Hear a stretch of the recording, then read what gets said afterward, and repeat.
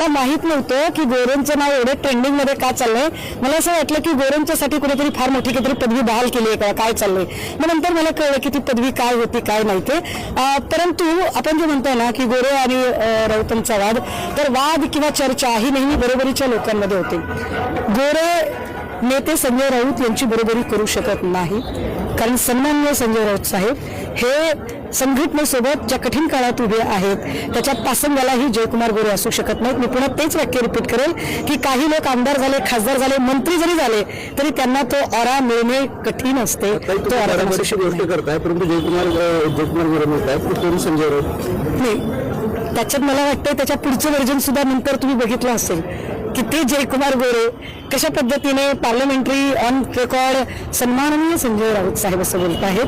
त्यामुळे जयकुमार गोरे कोण आहेत, जरी ते म्हणाले की संजय राऊत कोण आहे ते मला माहीत असतानाही, पण तुम्ही जर मला विचाराल ना जयकुमार गोरे कोण आहेत तर मला ते माहीत आहेत. बरं का, मला गोरे माहीत आहेत. मला गोरे अतिशय चांगल्या पद्धतीने माहीत आहेत. फलटण साताऱ्यामध्ये ज्यांच्यावर एका महिलेने तक्रार दाखल केली होती ते जयकुमार गोरे मला चांगले माहिती आहे. ज्या जयकुमार गोरेंच्याबद्दल अनेकांच्या जमिनी हडप केल्याच्या तक्रारी आहेत ते जयकुमार गोरे मला उत्तम पद्धतीने माहिती आहेत. ज्या जयकुमार गोरेंनी बाहेरच्या जिल्ह्यातून येऊन सोलापूर भाजपवाल्यांचा अगदी नाकी नऊ आणले ते जयकुमार गोरे मला चांगले माहिती आहेत.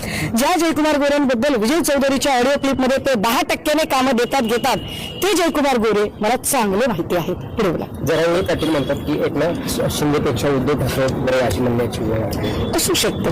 काही गोष्टी उशिराने कळतात. मी म्हटलं ना माझ्या पक्षप्रमुखांचा एक प्रॉब्लेम आहे. काय प्रॉब्लेम आहे तर माझ्या पक्षप्रमुखांना मार्केटिंग करता येत नाही. शिंदे साहेब कसं हवेत चलता विमान थांबून मार्केटिंग करू शकतात, तर त्यांच्याकडे मार्केटिंग स्किल उत्तम आहे.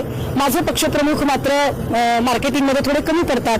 त्यामुळे त्यांचा जो हातगुण आहे तो लोकांना जरा उशिरा कळतो.